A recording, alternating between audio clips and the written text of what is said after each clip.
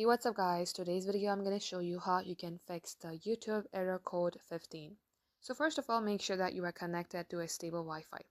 It happens at time when your Wi-Fi is not strong enough or you have a unstable Wi-Fi connection. It will show you some errors in YouTube and any other applications. So make sure that you have a stable Wi-Fi. Next, head over to your Play Store. Then search for YouTube. The goal is to making sure that you see open instead of update. If you see update, select update and update your app. Now long tap onto YouTube, then select this eye icon. It's a good practice to simply clear the cache, so under usage, select storage. Clear the cache here. Under app info page, select force stop, then select OK.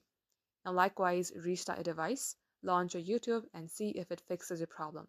If it's still not working, then you may go ahead, use YouTube in any of the browser like Brave or maybe Chrome.